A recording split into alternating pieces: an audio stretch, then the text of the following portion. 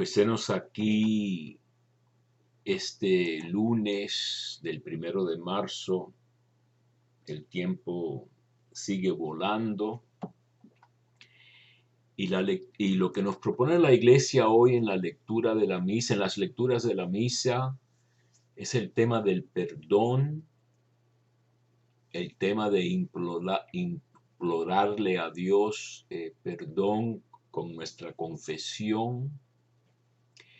Y yo quería aprovechar la oportunidad, como suelo hacer, para hablar un poco de la Sagrada Escritura, específicamente del libro de Daniel, eh, de donde está tomada la lectura primera de la misa de hoy, una famosa oración en el capítulo 9 de Daniel, que está en la segunda parte del libro, que comienza en el capítulo 7, con esta visión del Hijo del Hombre, que recibe todo el reino, el poder, todas las lenguas le adorarán, etcétera, un imperio eterno, un dominio eterno, que obviamente es una figura muy importante esta del Hijo del Hombre, que Daniel ve en las visiones que tiene en la noche. Muy interesante, ¿eh? Esta segunda parte del libro claramente se sitúa durante una grande persecución, la persecución del rey sirio Antíoco el cuarto, que se puso Epífanes como la manifestación de Dios, como la epifanía, y le decían en griego Epímanes, el loco, un hombre representado como arrogante y determinado a acabar con el judaísmo. Allá por el año 167 antes de Cristo. Así que no es muy lejana la época del tiempo de Cristo, y es la época en que surgen los macabeos. En la Biblia católica tenemos 2 libros de los macabeos de esta misma época. Han prohibido el judaísmo, sancionan, castigan observar las leyes de dieta judías, forzan a comer carne de puerco, prohíben la circuncisión, prohíben observar el sábado, construyen un gimnasio en Jerusalén.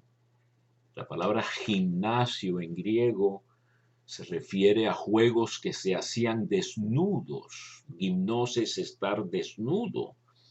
Eran los hombres jugando desnudos, y muchos judíos se dejaron arrastrar por este antijudaísmo, e incluso dicen que había una operación para invertir o por lo menos disimular la circuncisión, que es una de las principales características del judaísmo. El judío se consagra o es consagrado por sus padres al Señor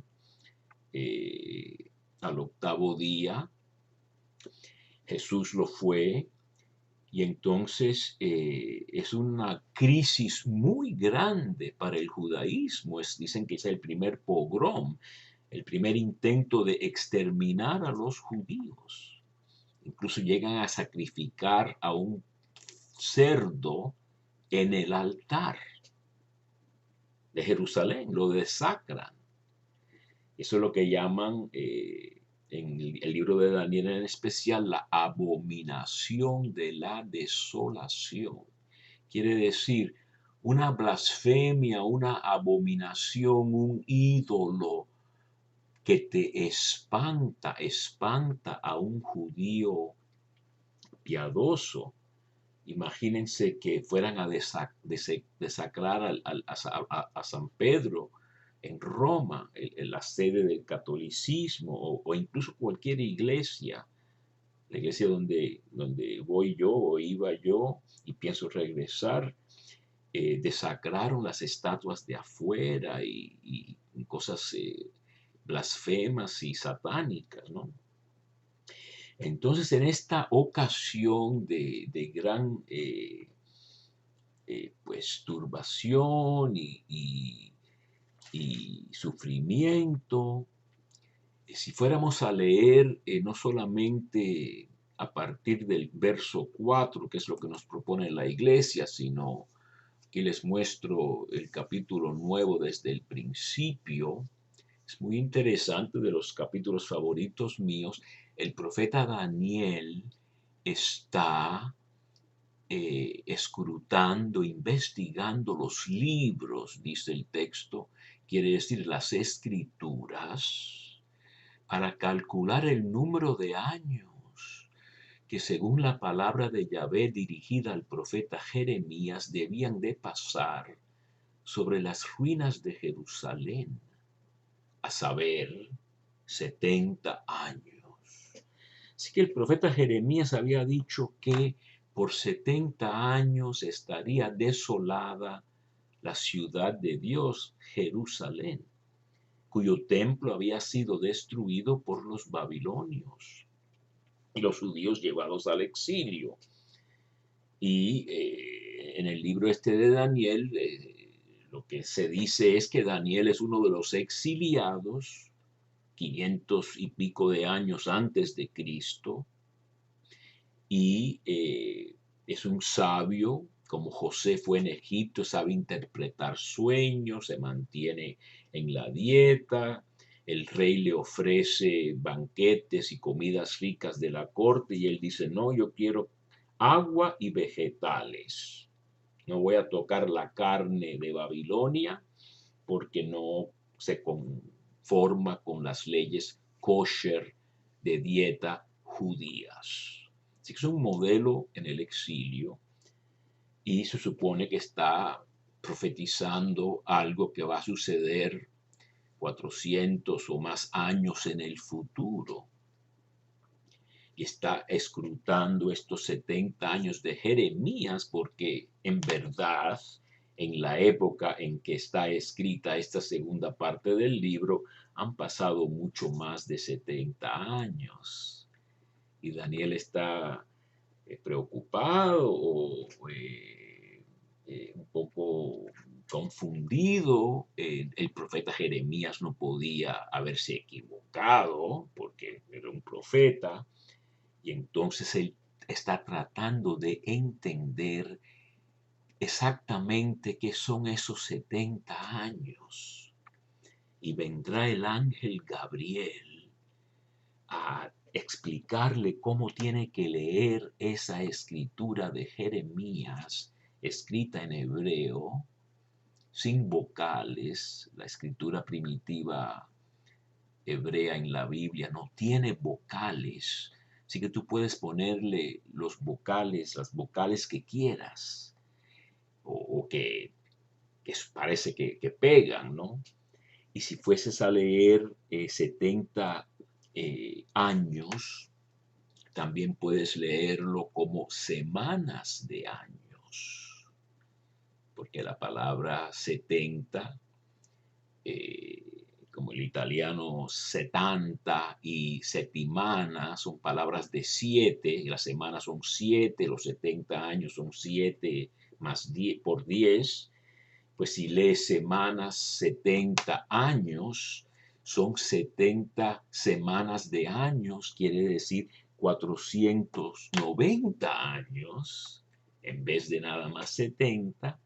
Y entonces esa profecía de Jeremías se interpreta leyendo la palabra hebrea de dos modos, con dos series de vocales diferentes, y llegas a tener 490 años o 70 semanas de años. Quiere decir 70 por 7 son 490. Pero antes de que se le revelara esto a Daniel, porque lo que sigue en el verso 20 del capítulo 9 es el ángel Gabriel explica la profecía. Antes de eso, Daniel hace esta oración que yo quisiera leer, no es muy bonita. En aquellos días imploré al Señor mi Dios y le hice esta confesión. Señor Dios grande y temible, que guardas la alianza y el amor a los que te aman y observan tus mandamientos, nosotros hemos pecado, hemos cometido iniquidades, hemos sido malos, nos hemos rebelado y nos hemos apartado de tus mandamientos y de tus normas. No hemos hecho caso a los profetas, tus siervos, que hablaban a nuestros reyes, a nuestros príncipes, a nuestros padres y a todo el pueblo.